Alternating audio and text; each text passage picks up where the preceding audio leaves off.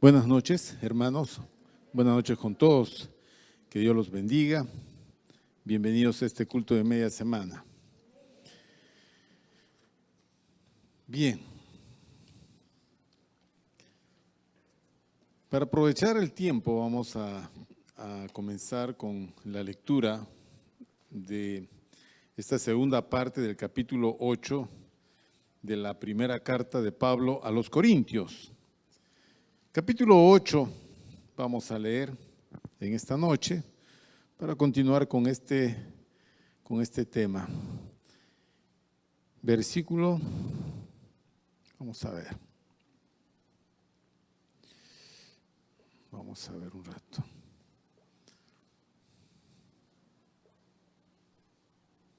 Ya. Vamos a ver, nos quedamos. Vamos a leer desde el versículo 7 para empatar la lección que quedó pendiente. Versículo 7 del capítulo 8, primera carta a los Corintios. Dice de la siguiente manera: pero no en todos hay este conocimiento, porque algunos, habituados hasta aquí a los ídolos, comen como sacrificado a ídolos, y su conciencia, siendo débil, se contamina.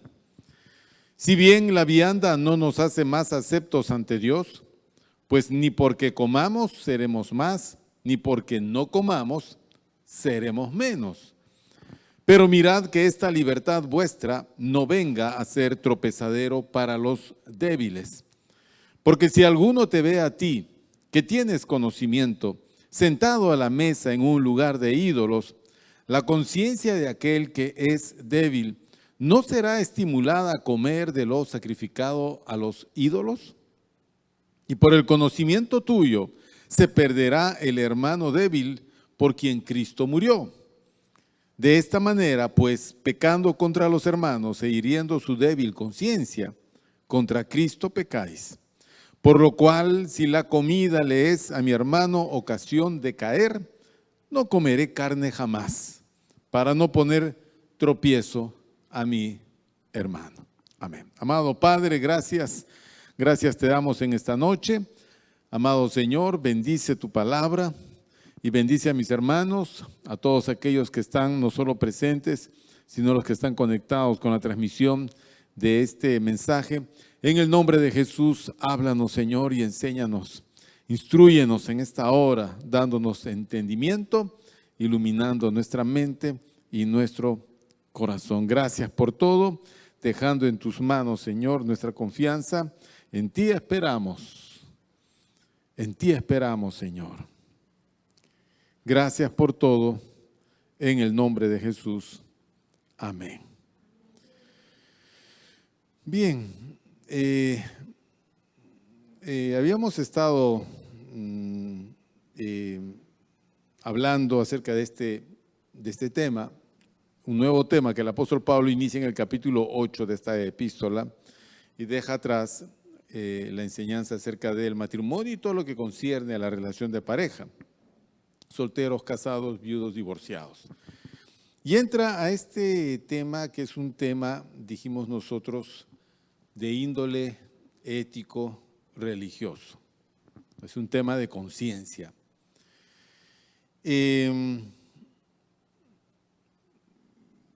Habíamos mencionado que el problema básico por el cual a Pablo se le hace la consulta es si se podía comer la carne sacrificada a los ídolos.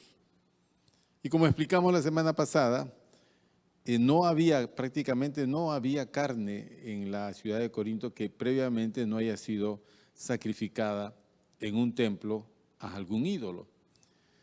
Parte de esa carne terminaba en en el mercado, y la gente que iba al mercado a comprar esa carne, obviamente había sido previamente ofrecida a un ídolo.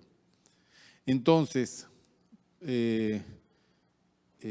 para los cristianos, en este caso, aquellos que venían con la influencia judía, recuerden que en estas iglesias habían tanto judíos como gentiles, Para ellos, una carne que había sido ofrecida a un ídolo era una carne contaminada. Por lo tanto, un cristiano no debería de comer esa carne. ¿Por qué? Porque estaría contaminándose a razón de que la carne ya fue ofrecida al ídolo. Y esto no es del todo cierto, porque recuerde usted la enseñanza que el Señor Jesús le da justamente al respecto a los judíos cuando les dice que no es lo que entra al hombre lo que contamina al hombre, sino que es lo que sale del hombre.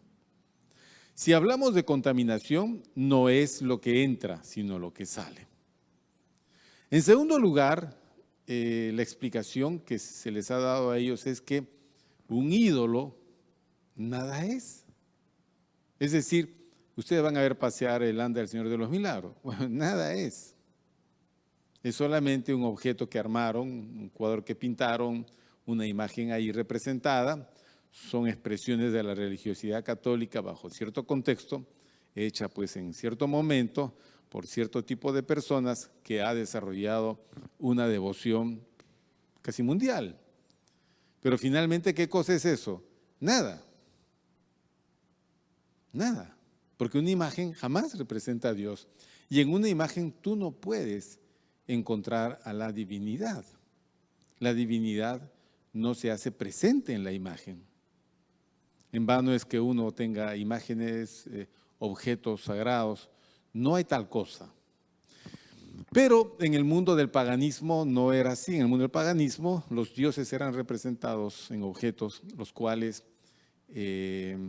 servían para esta relación de la persona con ese Dios. Entonces, Afrodita o Diana o la Venus de esa gente tenía un templo y tenía una imagen. Entonces la gente iba a ese templo y adoraba esa imagen. Pero Dios tiene un templo que es su casa, pero no hay imagen. ¿Por qué? Porque Dios prohibió que se hagan imágenes de Él. Y ninguna clase de imagen de adoración. Que cualquiera sea la figura, sea de persona, sea de animal, sea de cuadrúpedo, reptil, ave, nadie debería de hacer, en el pueblo de Dios no se debería encontrar imágenes de adoración. Pero bueno, no estará en la iglesia, pero está fuera de la iglesia, porque la idolatría era practicada en todo el mundo griego. Sucedía también que habían situaciones de orden social o orden familiar, donde uno era invitado a la casa de fulano o en algún lugar público y sea esta una celebración familiar o civil, no necesariamente religiosa, el cristiano que participaba tenía que comer con personas que él conocía, su familia, por ejemplo, que no era cristiana. Entonces, ahí en la mesa había carne. Y entendamos que esa carne había sido previamente ofrecida a un ídolo en su sacrificio. Entonces, ¿el cristiano tenía que comer esa carne? ¿Cuál debería de ser su conducta? Aquí es donde los creyentes se separan en dos grupos. Los que consideran que la carne sacrificada al ídolo es solamente carne, no hay nada, no hay ninguna contaminación. Ese es el cristiano fuerte. Él puede comer y él no se contamina. Su conciencia no se ve afectada. Él no se condena por comer, porque sabe perfectamente que un ídolo nada es. No existe Venus, no existe Marte, no existe Júpiter. No existe Moloch, no existe ninguno de los dioses, ni de los egipcios, ni de los cananeos, no existe Baal, Aser, Astarte, no existe ninguno de ellos, Milcom, ninguno. Son inventos de los hombres bajo influencia demoníaca, pero no existen deidades. Pueden ser nombrados, como los hemos nombrado, pero no tienen existencia real. Entonces el cristiano que tenía conocimiento, a eso se refiere, sabía perfectamente que la carne que se ofreció a ese ídolo no tenía ningún problema, porque finalmente no existía el ídolo, no existía el Dios, mejor dicho, no, nada, el ídolo nada es. Pero el otro grupo de hermanos no son como estos son los fuertes, porque tienen el conocimiento y el entendimiento de las cosas. Los otros hermanos son posiblemente hermanos que recién han ingresado a la iglesia, recién se han convertido y traen este prejuicio de que esa carne ha sido ofrecida al ídolo y no podemos comer esa carne porque también nos contaminamos. Entonces estos hermanos no toleran esa carne. Para ellos la carne que deberían de comer es carne que ellos van a criar en sus campos y que ellos mismos van a sacrificar. Entonces podrán comer de esa carne. Pero si ellos son invitados por algún familiar o en alguna situación donde se les ofrece comida, ellos se sienten mal porque dicen, si comemos, vamos a participar de los ídolos. Ya. Y si hacemos eso, entonces nuestra conciencia nos va a reprender. Has comido carne sacrificada a los ídolos. Entonces, cuando yo voy contra mi conciencia, peco. Nadie debe de ir contra su conciencia. Si tú sabes que este asunto está mal, si tú sabes que está mal, no lo hagas. Porque está mal. Ahora, no es que la ignorancia genera disculpa, no. Nosotros no podemos caminar en ignorancia, tenemos que caminar siempre en conocimiento y en sabiduría. De esa manera vamos aprobando o desaprobando, vamos dirigiendo nuestros pasos por el camino correcto. Pero ¿qué pasa cuando se encuentra esta situación donde una cosa vale o es diferente a uno que para el otro? Surge un conflicto y en ese conflicto uno sale afectado. Normalmente es el hermano de conciencia débil. Y vamos a ver por qué razón se ve afectado. Eso genera un problema en la iglesia que se llama pecado. Si yo voy contra la conciencia de mi hermano, he pecado contra mi hermano. Y si yo peco contra mi hermano, estoy destruyendo su fe.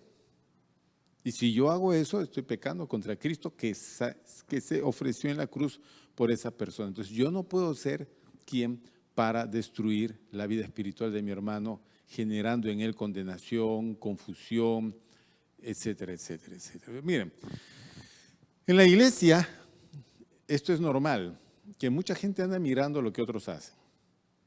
Y andan aprobando o condenando lo que los otros hacen. ¿Ok? Por ejemplo, le voy a decir, ahora vamos a citar un ejemplo. Yo no sé nada de carteras, yo no sé qué carteras son finas y qué carteras no son finas, pero imagínese usted que alguna hermana entra con una cartera muy fina. Tu otra hermanita, que anda mirando todo, observa la cartera y dice, ay, esa cartera va a valer como 500 soles, habiendo tanta pobreza, ¿no? Hay gente que gasta dinero. ¿Te das cuenta? Mira y critica. Ya, mis queridos hermanos, eso no se puede hacer. Tú no puedes estar mirando las cosas de tu hermano y juzgando a tu hermano. El emitir un juicio de valor al respecto de mi hermano no me compete. No somos quienes para hacerlo. Entonces, no podemos estar mirándonos unos a otros, aprobándonos y desaprobándonos por las cosas que tenemos o que no tenemos. A veces es así, a veces es en sentido contrario, porque hay alguien que puede criticar que otro hermano sea como es. Se anda fijando, pues, ¿no? Pero no para condenarlo, sino para menospreciarlo. El que se cree sabiondo, el que se cree mejor o el que se cree más culto, este motoso tenía que ser. Una cosa así. Nadie puede estar menospreciando a su hermano. ¿Qué vas a ver? No podemos expresar esos valores que son netamente mundanos. No, en la iglesia. Pero, mis queridos hermanos, los traemos siempre. Siempre va a encontrar usted personas que son así. Entonces, nos dicen una cosa, critican otra cosa, valoran diferente las cosas, se sienten mal o sencillamente menosprecian. Ya, eso existe. Entonces, ¿qué pasaría? Por ejemplo, a algún hermano le ha dicho, otro le ha dicho, mira, ¿sabes qué? Vamos a, suponte no sé, pues digan, ya, usted va a cocinar, su esposa va a cocinar su arroz con pato. ¿Ok? Entonces le dice, gordo, por favor, anda a la bodega y cómprame cerveza, una botella de cerveza para echarle a mi arroz con pato. Yo no sé qué tipo de cerveza se utiliza, si la normal o la negra, no lo sé. Ya, pero resulta que usted va todo feliz y dice, ay, mi arroz con pato. Llega a la bodega y agarra la botella de la cerveza. Y justo llega un hermano nuevo y lo mira que usted está llevando una cerveza. Entonces, ¿qué va a pensar él? Ay, qué rico le va a salir el arroz con pato. No, eso no es lo que va a pensar. ¿Qué va a pensar? Que se la va a tomar. Y dice, ay, el hermano está llevando cerveza. Uy, qué tarampay. Mi celular. Entonces, ¡pic!, le toma foto. Y luego le dice, oye, ¿te acuerdas del hermano del supervisor? Sí, te va a mandar una foto para que lo veas. ¿Ah? ¡Pah!, le manda la foto. Y el otro, ¿y? Sí, me imagino que esa es la primera, de haber regresado por una caja, por lo menos, después. ¿Y a dónde se fue? ¿Quién sabe? De repente en su casa había su reunión de amigos. Todas las cosas que se pueden hacer por mirar algo y criticar sin saber. Él solo fue a comprar la botella de cerveza para que preparen el arroz con pato. Entonces entonces, si eso es un problema, yo trataré de no comprar cerveza y mi arroz con pato será como arroz con pollo, con sabor a arroz con pollo. ¿Por qué? Porque podría ser que alguien juzgue mi actitud y con ello me condene o tropiece. Para eso, mejor no nos exponemos. Ahora, hay cosas definitivamente que no se admiten en un cristiano. Que un cristiano esté tomando licor en una cantina, pues es inadmisible. O que un cristiano esté entrando a lugares pues, que son antros, ¿no? Discotecas o salsódromos, es imposible, no hay. Pero hay cristianos que van. En esta iglesia hay cristianos que van.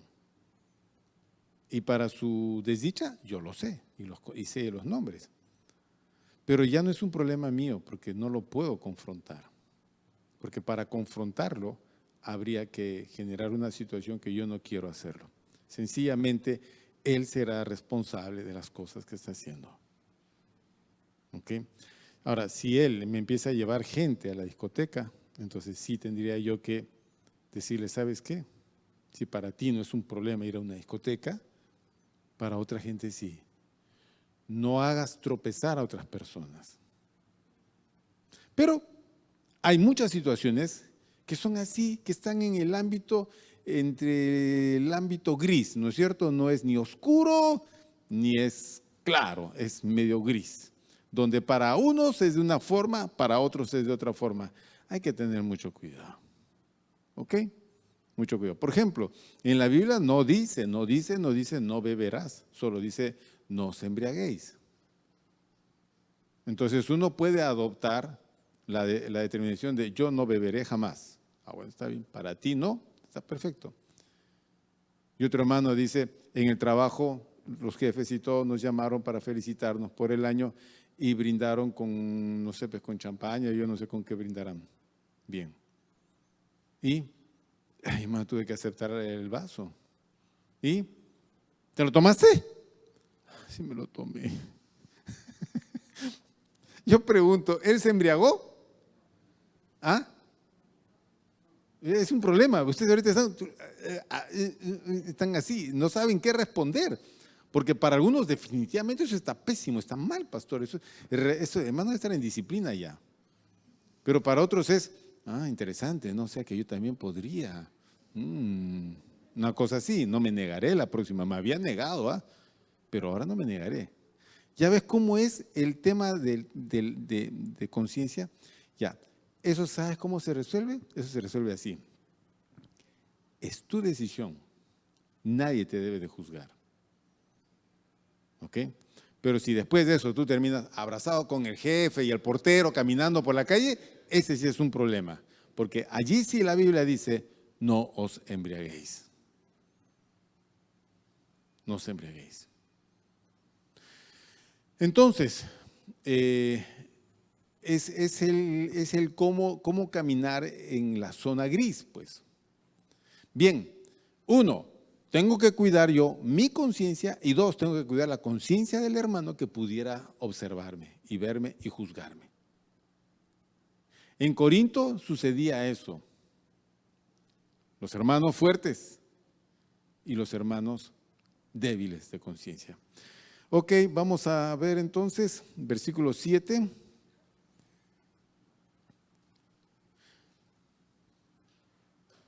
Usted habrá escuchado, por ejemplo, que los evangélicos del siglo XIX fumaban pipa.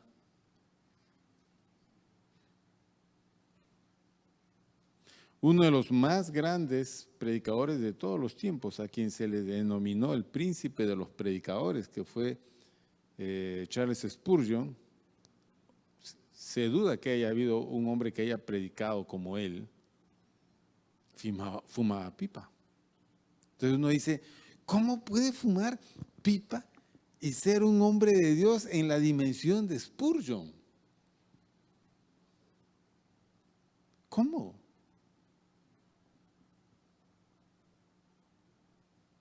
Un hombre tan usado por Dios. ¿Se imaginan ustedes? Spurgeon fue un gigante de la fe. Su predicación fue extraordinaria en el tema, en la transmisión del tema, en su conocimiento de las Escrituras, su conocimiento de la literatura universal, de la historia, su memoria. Spurgeon podía memorizar páginas enteras de lo que leía. Se memorizaba los salmos completos. Su congregación era de miles de personas y él predicaba sin usar equipos como estos. Era a solo pulmón, en un auditorio de 10,000 personas y todos le escuchaban. Y fumaba pipa. ¿Qué les parece? Entonces un día se encontró Spurgeon, fue visitado por un gran evangelista, muy conocido, un americano que se llamaba Moody. Y Moody visitó a Spurgeon y estaban conversando, pero Moody tenía una barriguita muy grande. Eso significaba que Moody era de buen comer. Pero el buen comer no significa pues que te vas a pasar de la raya. Entonces Moody le dice a Spurgeon, hermano Spurgeon, y Spurgeon estaba con su pipa, le dice, su pipa me es ocasión de tropiezo. Y Spurgeon lo mira y le dice, hermano Moody, su barriga me es ocasión de tropiezo. O sea, hay situaciones que para qué estar mirando. Cada uno para su Señor está en pie o para su Señor cae. ¿Ok? La cuestión es que yo no genere tropiezo en los hermanos. Vamos a ver el versículo 7, dice, pero no en todos hay este conocimiento, porque algunos habituados hasta aquí a los ídolos, comen como sacrificado a ídolos y su conciencia, siendo débil, se contamina. No todos los creyentes de la iglesia de Corinto tenían el conocimiento acerca de la doctrina como lo tenían los otros hermanos. Los hermanos débiles normalmente son débiles porque no entienden todo, no tienen conocimiento de todas las cosas. El otro hermano sí, él sí conoce la doctrina y conoce las enseñanzas de que un ídolo nada es y no es lo que entra al hombre lo que contamina al hombre, sino lo que sale del hombre. Bien, entonces el hermano débil no tiene conocimiento de las cosas.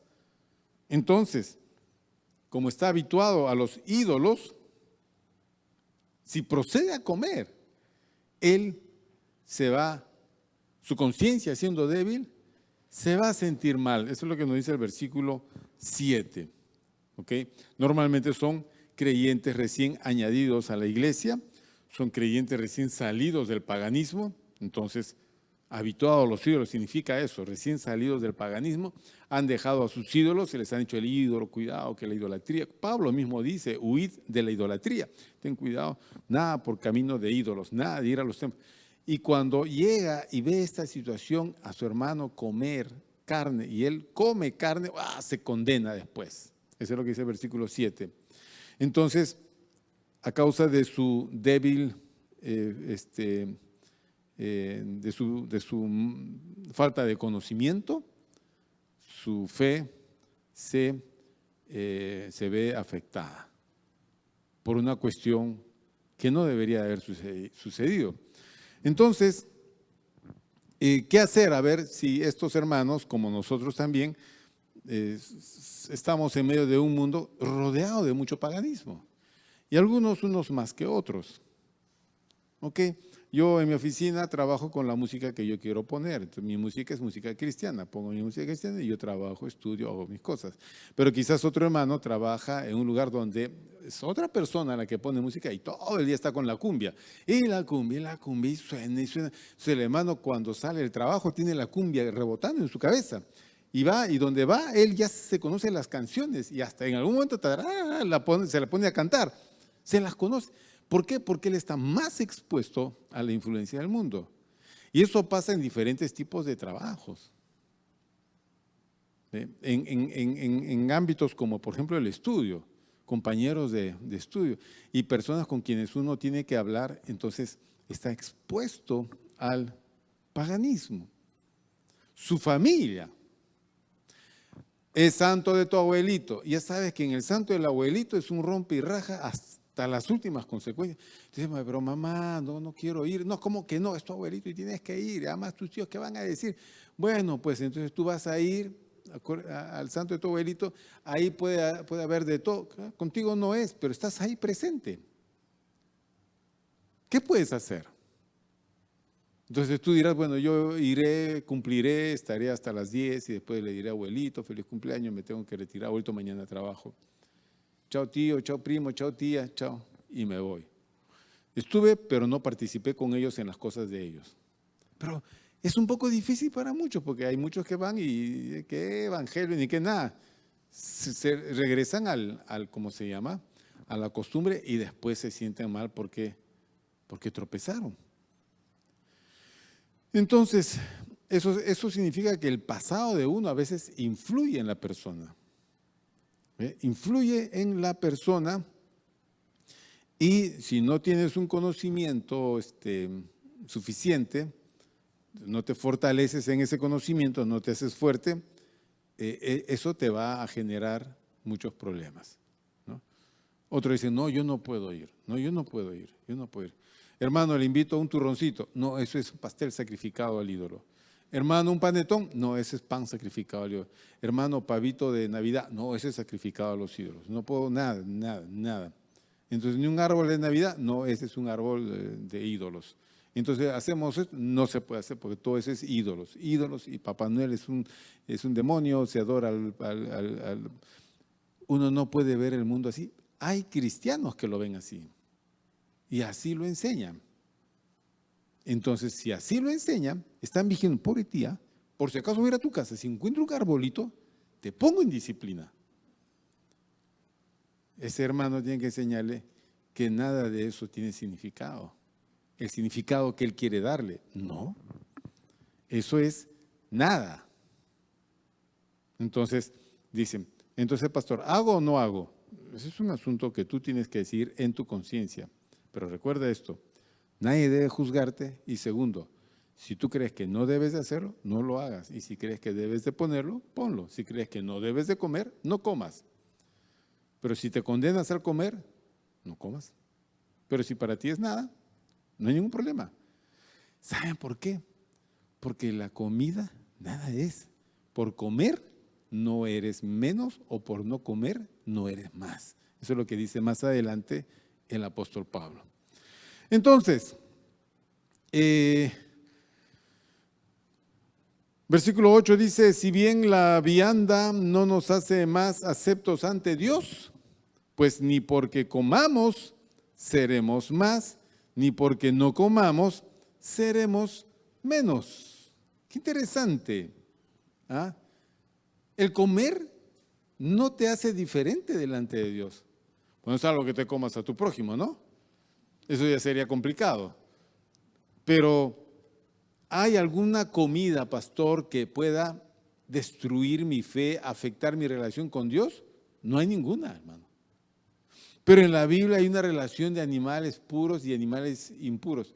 Ese fue el contexto de pureza ceremonial para los judíos en el ámbito de la ley. Nosotros estamos fuera de esa ley. ¿Ok?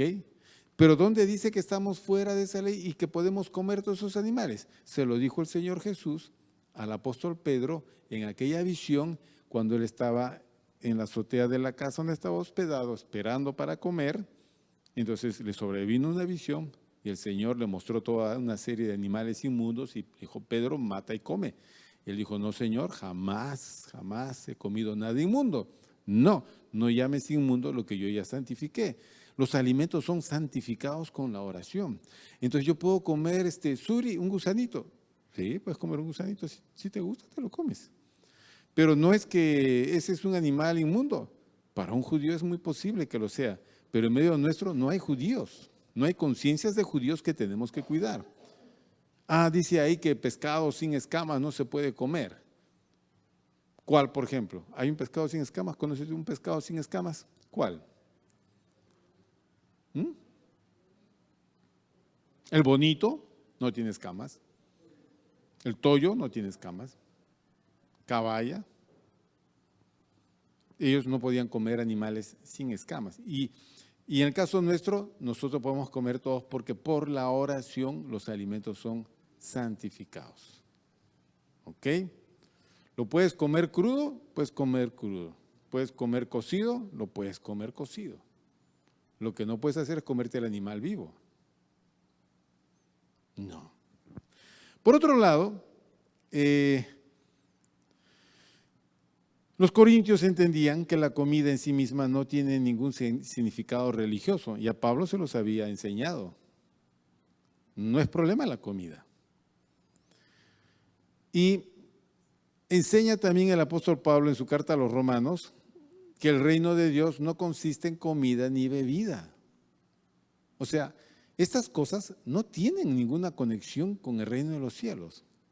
La comida y la bebida son necesarios para nuestra existencia en la tierra. Por eso tenemos que comer y beber sanamente, equilibradamente. Después, no hay nada de contaminante en ninguna de ellas. Si el doctor te ha dicho, no tome usted esto, gaseosa, o no coma usted esto, bien, tú tienes que sujetarte porque es la regla para tu salud. Y tu salud significa que tienes que cuidar tu cuerpo. Entonces tienes que respetar eso. ¿Ok? Pero no es que eso sea contaminante. No, no existe. ¿Ok? Entonces, la posición de los hermanos fuerte hacia sus hermanos débiles es que no se preocupen por las consecuencias de comer carne que haya sido sacrificada a un ídolo. Que no generen una conciencia culpable. Ellos no podían decir, hermano, es nada, come nomás, no hay ningún problema. No, no es así de fácil. Uno que entiende las cosas no puede llevar el asunto a ese plano. El hermano débil que no tiene conocimiento, primero tiene que aprender, primero tiene que entender. Una vez que apruebe el conocimiento y él entienda que el ídolo nada es y que ninguna carne tiene efectos espirituales negativos, él podrá comer con libertad. Podrá ir al mercado de Corinto y decir, ¿a cuánto está el kilo de bistec? Está a tanto, me da 1 kilo, por favor. Genial. Oye, hermano, pero esa carne sacrificada a los ídolos. Él podrá explicar. Pero si el otro hermano no entiende, la regla de más abajo es, no lo comas. Mejor es cuidar la conciencia de tu hermano. Entonces, no hay que generar una conciencia culpable en la gente. Si entre nosotros no hay judíos, no tenemos mucho problema al respecto. Para nosotros no hay carne sacrificada a los ídolos, ¿no? Nada. Para nosotros hay libertad de comer cualquier alimento ninguno es inmundo, en nuestra cultura no hay ese concepto, pero sí, como hemos explicado, hay otras situaciones donde esta situación se presenta, este problemita se hace presente. Por ejemplo, en las festividades de Navidad. Hay ciertas sectas cristianas que no cantan el himno nacional ni saludan a la bandera porque para ellos esos ídolos, ellos no van a hacer eso. Nosotros toda nuestra vida hemos cantado el himno nacional. Cantar el himno no te hace peor, dejar de cantar no te hace mejor. Okay, no te hace mejor. Pero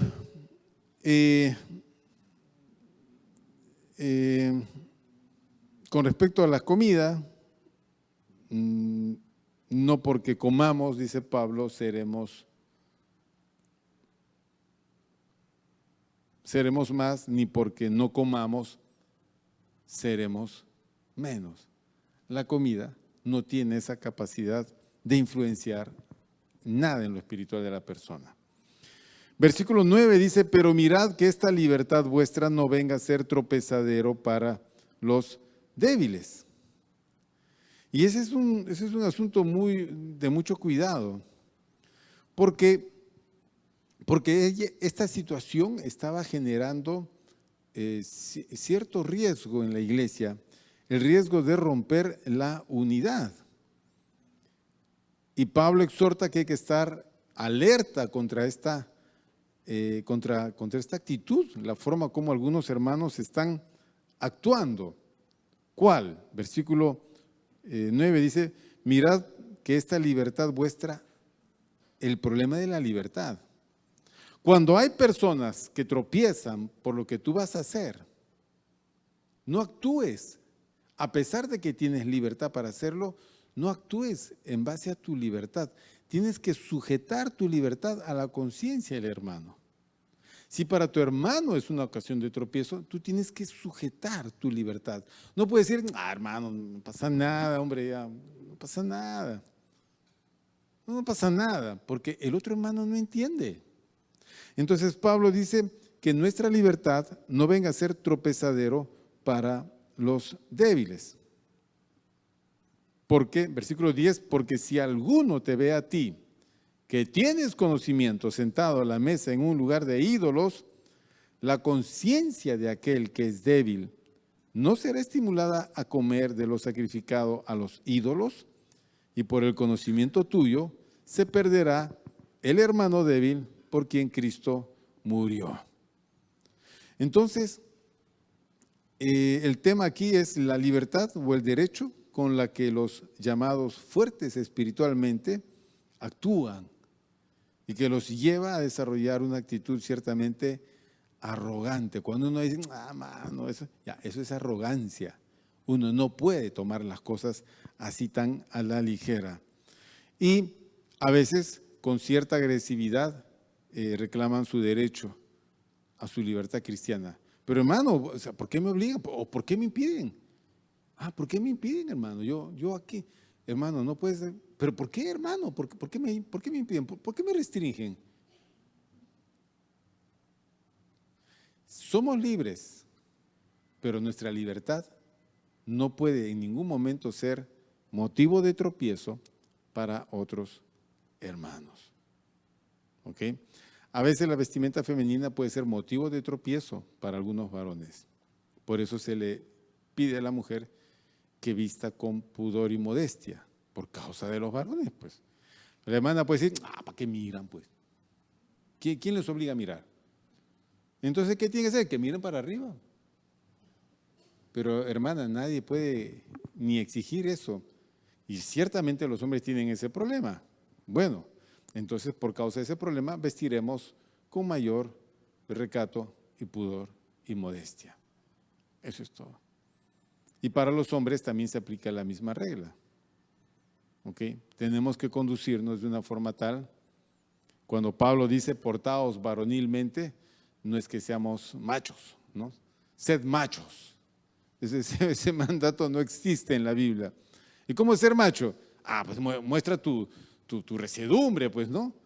Sé así fuerte, sé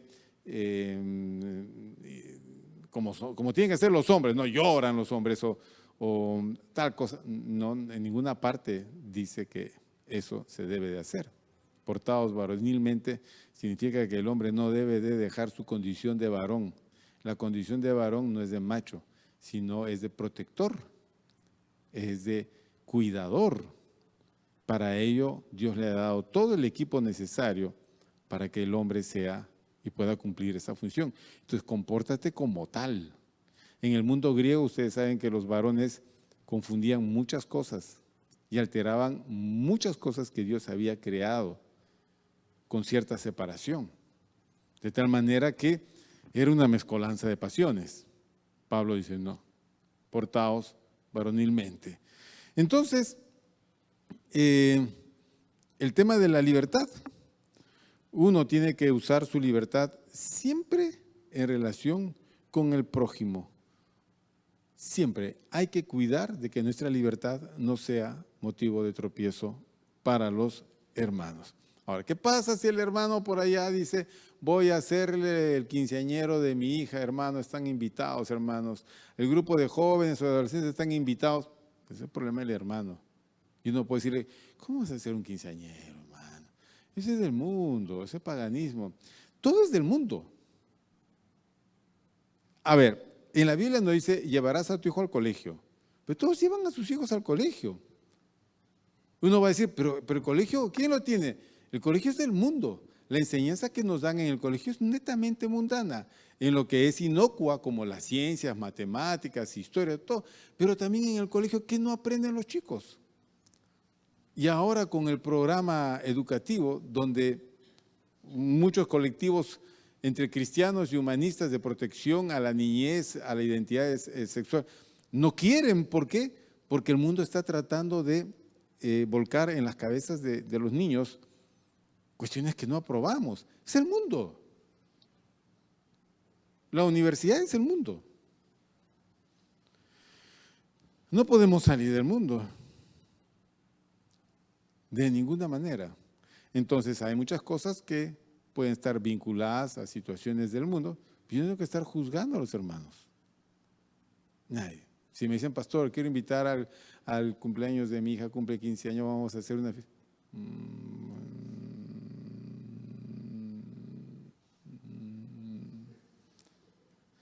Veré qué responder, pero en ninguna manera tendría que sancionarlo. Ahora sí me pregunta, pastor, ¿podría yo celebrar un quinceañero de mi hija? A ver, ¿qué entiendes tú por quinceañero? Siéntate, siéntate, hablemos de eso. ¿Qué quieres hacer? ¿Qué quieres hacer tú? No, es que todas las tías están pidiendo que le haga el quinceañero y le van a regalar y la van a llevar y van a hacer la fiesta. Y entonces el quinceañero no lo haces tú, lo están haciendo las tías. Bueno, sí, en cierta manera. Pero ¿y tú? Tú eres el papá. ¿Tú vas a acceder? No sé. ¿Te das cuenta que hay muchos hermanos que no saben qué hacer? A veces no preguntan para no caer en el problema de ¿y qué pasa si el pastor dice, no hermano, no haga, no haga, no haga, no haga, no haga? Como le digo a las tías que no, las tías después me linchan. O de repente el hermano es dueño de su decisión y dice, ¿usted qué opina, pastor? Bueno, haz una reunión para tu hija, son sus 15 años, reúne a tu familia, pero seas tú el que hace la reunión. Y tú vas a poner el orden, vas a poner la comida, es tu familia. Nadie en ninguna parte de la Biblia dice que tú tienes que sacar a tu familia de tu existencia. No. ¿Le darás testimonio a tu familia en esa reunión? Genial. Y yo puedo bailar con mi hija, bailan creo, ¿no? ¿Sí? ¿Cómo se llama Es un vals, ¿no? Y pastor, dígame, ¿podría bailar con mi hija? Mi hija está muy ilusionada. Baila pues el vals con tu hija, ¿cuál es el problema? Ahora, si después van a poner la música del mundo y van a ponerse a bailar todos, yo creo que eso no deberías de permitir. Pastor, ¿y podemos poner cerveza? No, hermano, no pongas cerveza. No pongas. Haz tú la reunión bonita, con todo, si quieres hacerla. ¿Ok? ¿Qué no deberías de hacer en la reunión? Endeudarte por hacer eso. Hazlo con el dinero que tienes, nunca te endeudes. Ok. Pero ya sabes que siempre van a haber situaciones que otros puedan juzgar. En fin. Entonces, vamos, versículo 11. ¿Qué dice el versículo? Versículo 10 estamos, ¿no es cierto? A ver, así como hemos mencionado esta situación del quinceañero, lo que pasaba en la ciudad de Corinto, como habíamos mencionado, la posibilidad de que un creyente podría ser invitado a una celebración. Normalmente las celebraciones en el mundo griego, celebraciones sociales de importancia, eran realizadas en los corredores de los templos paganos. Entonces, si había un cristiano que era funcionario público, como por ejemplo Erasto era un cristiano, tesorero del rey, él estaría invitado a muchas situaciones donde necesariamente la presencia de los ídolos estaba allí y mucha comida donde sabemos bien había sido sacrificada y ofrecida a los ídolos. Entonces, ¿qué tenía que hacer el hermano Erasto? ¿Renunciar a su cargo por eso? Nadie le exigía a él renunciar, porque para él este local es un local. Si para otros es casa de dioses, para ellos será. Para mí es solamente un local. Y yo no estoy acá por el local, ni por el Dios, ni por la comida. Yo estoy acá por cumplir mi función. Yo llego, cumplo mi función y me retiro. No tengo nada más que hacer. Eso es lo que debería ser un cristiano fuerte, entendiendo que nada es, cuido la conciencia de otros, hago lo que tengo que hacer y luego me retiro. Imagínense que algún hermano de acá sale, no sé, pues sale alcalde de la ciudad de Lima. ¿Sabes? A todas las situaciones que vas a tener que ir, ¿sabes? Todas las celebraciones que te van a invitar, ¿sabes? Todas las cosas sociales donde te tienes que encontrar. Y tienes que estrechar la mano de sacerdotes y de mucha gente. Y es posible que tengas que lidiar con algunas personas de otro género. O sea, personas que tienen otra. Es que estás en el mundo. El asunto es que tú tienes que saber hasta dónde tienes que llegar. Y tienes que cuidar no solo tu testimonio, la conciencia de los demás. Bueno, pues, entonces, la cosa se complicará cuando en ese lugar hayan hermanos de conciencia débil. Y esos hermanos de conciencia débil podrían ser estimulados a seguir tu ejemplo, pero como su conciencia es débil, entonces ellos van a tropezar, Su conciencia, que no está fortalecida, se va a contaminar y él va a sentirse después mal. Eso se llama tropezar. Mi libertad cristiana puede llevar a esa persona a ese tropiezo. Entonces yo tengo que abstenerme. Por eso dice versículo 11, y por el conocimiento tuyo se perderá el hermano débil por quien Cristo murió. Aquí la palabra perderá significa se destruirá. ¿Qué cosa se puede destruir de un creyente? Su fe. Nada más puede destruirse. La fe del creyente. Mi fe se puede edificar o se puede destruir. Yo no puedo destruir la fe de ningún hermano, dice Pablo, por mi conducta basada en mi propio conocimiento. No. Tienes que detenerte y considerar a tu hermano que no va a entender el uso de tu libertad. Recuerda que Jesucristo murió por todos. Ese hermano débil recién está empezando la fe. Más adelante él va a tener el mismo conocimiento tuyo y podrán actuar ambos en plena libertad. Pero mientras tanto hay que respetarlo. Hay que respetarlo. Versículo 12, de esta manera, pues, pecando contra los hermanos e hiriendo su débil conciencia, contra Cristo pecáis. El que actúa contra la conciencia del hermano débil, como dijimos al principio, peca contra él y además está pecando contra Cristo al mostrarse con dureza e indiferencia contra los hermanos por quienes Cristo dio su vida y que también los ama. No podemos ir en contra de la conciencia de los hermanos, porque ellos son amados de Dios. El Señor los guarda. El Señor dio su vida por ellos. Nosotros no podemos afectar su conciencia. Tenemos que hacer lo contrario. Lo que tenemos que hacer es fortalecer a los hermanos. Mientras tanto, hay que abstenernos de cosas que ellos no puedan entender. ¿Ok? Por eso es mucho riesgo los que usan redes sociales poner cualquier cosa en las redes sociales, porque otros hermanos ven y luego te juzgan. Vas a ver a los hermanitos que se alejan del Señor en sus redes sociales, se mundanalizan totalmente. Y uno mira, yo no tengo redes sociales, pero uno mira y dice, ay, ¿no? Se empiezan a juzgar. Entran en un problema de, pero eso es lo que hacen, ¿para qué vas a poner cosas allí? O pones algo, no te has ido al mundo, pero pones una situación, una cosa que después otro te juzga, como la cartera de la hermana. ¿Ok? Te llevaron, algún familiar te invitó de viaje, te pagó el pasaje. Tú no cuentas toda la historia, solo pones las fotos. Entonces otros hermanos dicen, oye, ¿viste cuánta plata habrá gastado en ese asunto? Diezmará, me imagino que diezmará, ¿no? Empezamos con cosas así y no saben que a ti se te invitó, que nada de eso salió de tu bolsillo, fue una bendición del Señor. Entonces yo voy a hacer uso de mi libertad, pero no voy a publicarlo para que nadie tenga que estar juzgándome ni viendo esta situación, porque hay muchos que no lo entienden. Hay bastante gente que hace eso.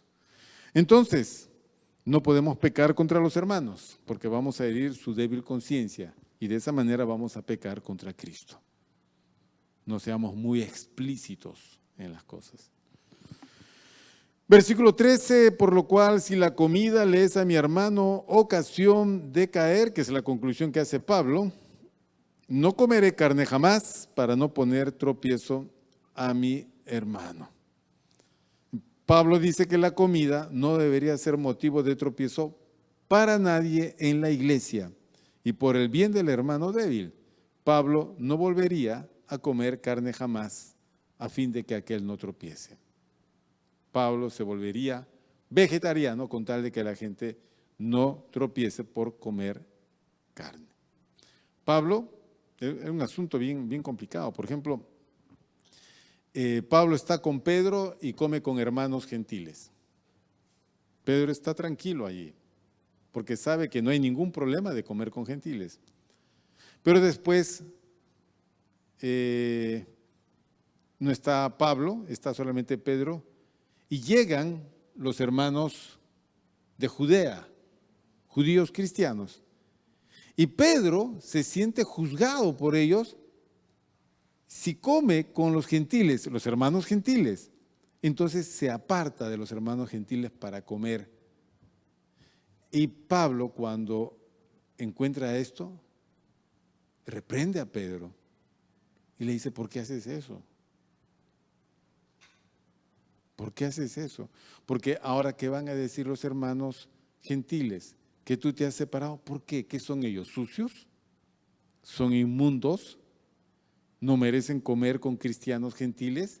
Debiste haberle, tú que eres el apóstol, haberle enseñado a esos judaizantes que es un error estar juzgando a la gente porque es judío o es gentil, o es hombre o es mujer.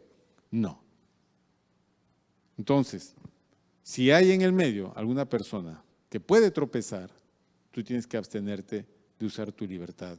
Si comer carne le es a mi hermano ocasión de tropiezo, yo no comeré carne jamás, para que mi hermano no tropiece. La regla del apóstol Pablo. ¿Por qué esa regla? Le voy a decir por qué. Porque la ley del amor nos obliga a cuidar la conciencia del hermano. No podemos actuar solamente en base al conocimiento. La regla mayor es, actúa en base al amor. ¿Por qué? Porque el conocimiento finalmente envanece, dice Pablo, pero el amor edifica. ¿Y qué cosa es amor acá? Es cuidar a tu hermano, por ejemplo. Es cuidar a nuestra atracción física, es consideración, respeto. Voy a cuidar la conciencia de mi hermano, entonces voy a abstenerme de esta situación. Ya, esa es una actitud de amor. ¿De conocimiento cuál es? Nada, hermano, come nomás. Pero y el otro no, problema de él. Pero el ídolo nada es, y la comida sacrificada al ídolo nada es. Ya, ese es actuar en conocimiento. Si yo actúo de esa manera, entonces el conocimiento solo me envanece, no edifica al hermano. El amor es lo que edifica al hermano. Mejor me pondré a la altura del hermano y poco a poco lo llevaré al conocimiento correcto de todas las cosas. Pablo dice, no hay nada inmundo. Por la oración todo es santificado. Digan qué cosa es inmundo. Quizás el uso hace inadecuado algunas cosas. ¿Okay? Algunas cosas no se pueden consumir en la forma como el mundo lo consume, pero tienen una utilidad en otra forma. Hay sustancias que vienen, hay drogas que vienen de plantas que se usan inadecuadamente, que generan adicción, pero en su uso lícito genera salud.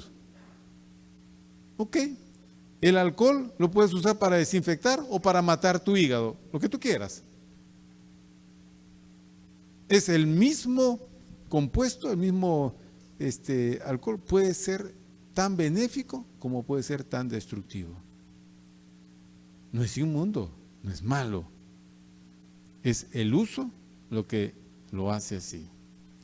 Entonces, mis queridos hermanos, puedes ir a un lugar, juzga bien tu libertad. Si ese lugar merece ser visitado por ti, merece que tú estés allí, si en ese lugar se honra al Señor, si en ese lugar tu testimonio no se ve comprometido, si en ese lugar tú no vas a hallar tropiezo, si en ese lugar no hay nada que atente contra tu fe, no es ningún problema. Nadie tiene que juzgarte. Pero evalúa bien, ¿ok? No todo es libertad cristiana. Tienes que considerar que por ahí hay alguien que te puede juzgar. A veces uno dice, no están los hermanos, ¿ya? Acá solamente es mi familia. Y yo me doy libertad de hacer cosas con mis familiares. Pero son ellos los que después me van a juzgar. Porque en algún momento van a decir, pero ¿cómo fulanito que es evangélico estuvo tomando con nosotros en esa fecha? ¿Cómo fulanito que es evangélico estuvo haciendo estas cosas? Ellos nos juzgan.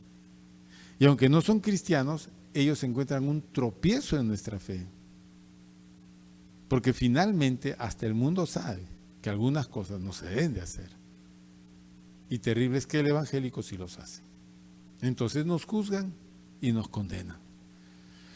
Por eso, mis queridos hermanos, hay que tener mucho cuidado, mejor perseguir la regla del amor y evitar con estos problemas, más si es que hay hermanos en medio de nuestra reunión o situación a la que nos enfrentamos. Bien, hasta allí dejamos la lección, hasta la próxima semana, capítulo 9, entraremos a este nuevo capítulo del apóstol Pablo, en la defensa de su ministerio, y vamos a dar las gracias al Señor para poder culminar nuestro servicio.